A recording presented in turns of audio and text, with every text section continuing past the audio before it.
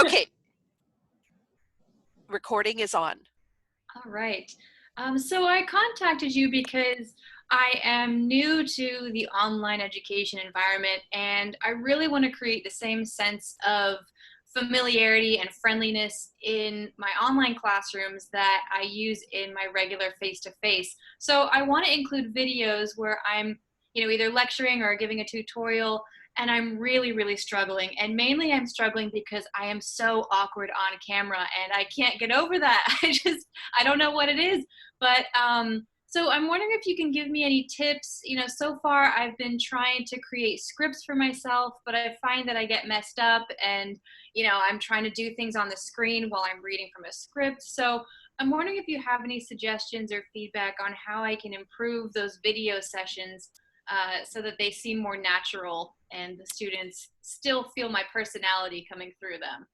Absolutely, and thank you for your detailed email that you sent before our session, because it allowed me to go through and find some resources that I want to show you. And I will also, after our call, I'm going to send you all the links of what I'm going to show you, and I'm going to send you just a simple Word document.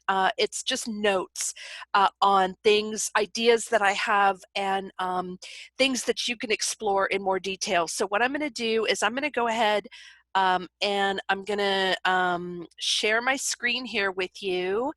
And the first thing that I wanted to show you was the idea of a video that we saw as DE mentors, and it was by Tracy Shalin. And let's see if I can share this screen with you. And let me go here. All right. Perfect. All right. So that's my scary world, which is going to go away there. And so let me also apologize for that. I'm going to shut down my email because it will make noise. And so one of the things that came to mind when you talked about this was a video by Tracy Shalin. And again, she introduces the topic, and then she has a really interesting visual background, and then she goes into the lecture. So I'm only going to play less than a minute of this to show you what I'm talking about. So this style, I thought, instead of being there the whole time and talking to the students, which can be intimidating, and it can be a lot of screen presence, which I don't know is absolutely necessary. But here's the idea, and let me just let this play for a minute, and then I'll summarize this idea. So here's Tracy. I don't see her on the screen. I just see the files.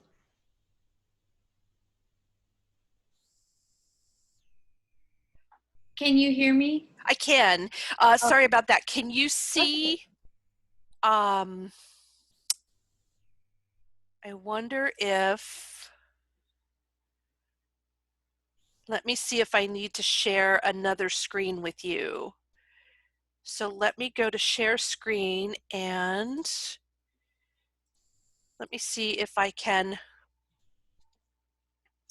Okay, so I think the limitation that I'm coming up with here, let me try one more thing, is that I am just sharing. Oh, here we go. This should work.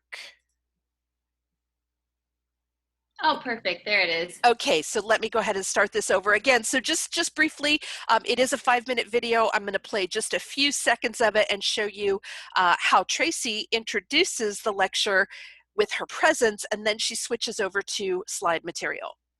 Okay, great.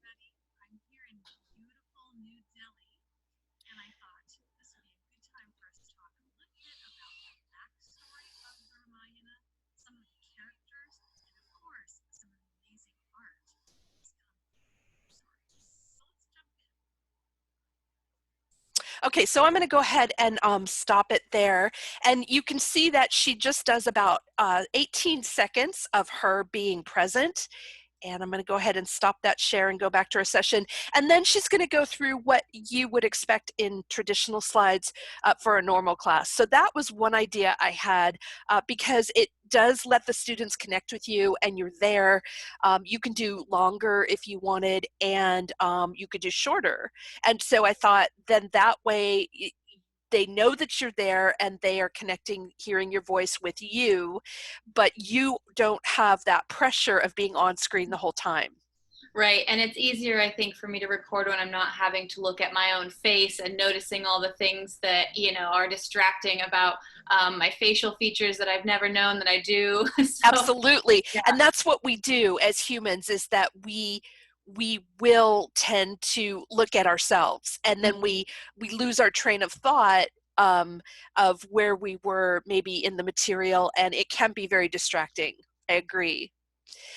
Okay, the other idea I had about this particular issue is what I'm showing you here is a virtual background, and it is a Zoom feature, and what I'm going to do now is I'll briefly go to showing you. I'll not only show you my idea that I have here, but this is also the notes that I'm going to send to you after our session is over. Can you see a Word document? Yes, Oh, perfect. okay, so I'm going to jump down here. This was the second thing in your email, and we already went through Tracy's video, and then this is the Zoom virtual background. I teach physical geography, and so Northern Lights was the background that I chose, but there are several that are available. It's just a setting that you can do in your Zoom account. There's a video here, and I will send that to you. I'm not going to show it to you here for time's sake. It's very, very straightforward, and it just goes through how you can set your account to show this background instead of your office.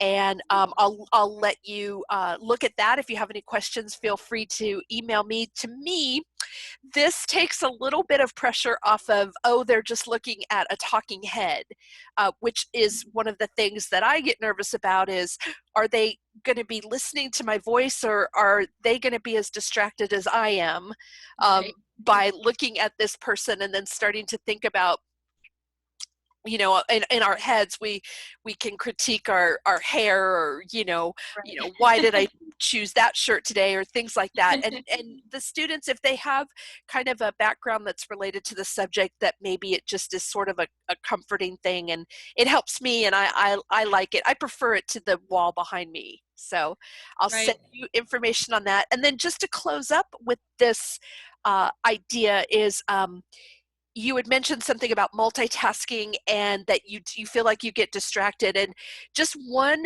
big recommendation I would make, which was very difficult for me when I was early in my teaching, is to kind of lose the script if you can. And I was terrified at that idea at first. And I thought, how could I possibly give a talk, especially if I'm on video, without a script? And what I found was that I was much better than I thought I would be. And I was actually more engaging because I didn't come across as monotone, and I wasn't rehearsed when I got rid of the script. And so what I really thought about was, instead of reading them material, which they're all adults and they can read, right?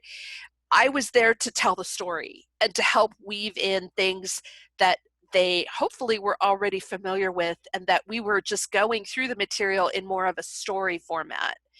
And that has helped me a lot with my videos.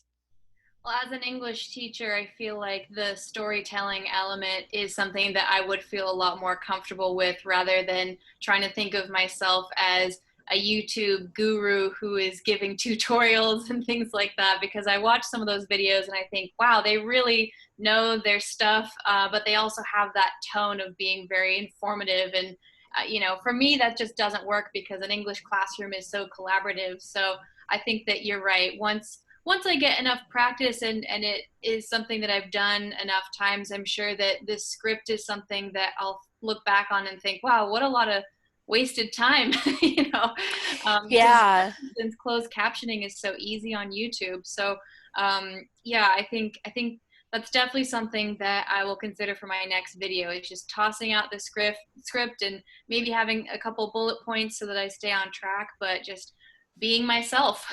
Right, right. And I will say that there are times in my lectures, especially if I get into material where I'm not confident, that I will pull out my notes, or I will kind of give myself a little bit more of a cheat sheet in my slide, prompting myself a little bit more. And so I will do that sometimes.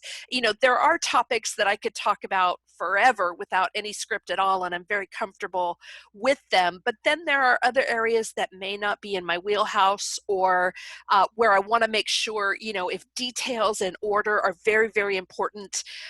For my earth science classes, I'm thinking of going through geological time periods is one, where it's, you know, the difference between 500 million years and 50 million years is pretty significant. So I will rely on notes, but even then I just bullet point for myself, because if I have a script and I start reading, it's pretty obvious. Right, right. Yeah, definitely. And it takes that personal element out of it a little bit. Okay, and so did you want to, you also had another question. Did you want me to cover the question that you had about copyright? I think that the material that you provided was actually exactly what I needed because I'm the type of person who just needs to have sort of a reference with me as I work through something. So if I'm building a course and I'm trying to, use outside material, if I can kind of have that reference guide next to me, I can check the boxes of, okay, I'm doing this right, doing this right, doing this right, so it fits. So I think that what you sent, this information was super helpful, and a lot of the material that I've used so far has been from the open educational resources, so it was really good to have those there as well. So thank you. I think that I'm okay on the copyright. Okay, great. So these, and again, that's usually what I do with most mentees is generally I send them off to tutorials and resources, and there's so many things out there that are so well done. And just to kind of wrap this up then, this first one, the link would be, it's a tutorial that you walk through, which I think is one of those hands-on learning activities that will really help you with your questions of what's okay to use and not. And then finally, these other two pages you will have seen before in your training, and that's it. So if there's, do you have any other questions for me today? Um, no, I think that you've covered everything that I was worried about, and I feel a lot less stressed now going into my recordings, and the rest of my course. I'm currently getting ready for my summer class, which is an English 116, and I really love teaching the class. And one of the things that I was kind of stressed about is that some of my favorite units that we talk about aren't going to translate well on video. So now I feel like I'm a lot more confident, having these resources and your help with it. So I really appreciate it. Thank you so much for your time. You're welcome. All right. So what I'm going to do here is I'll just pause for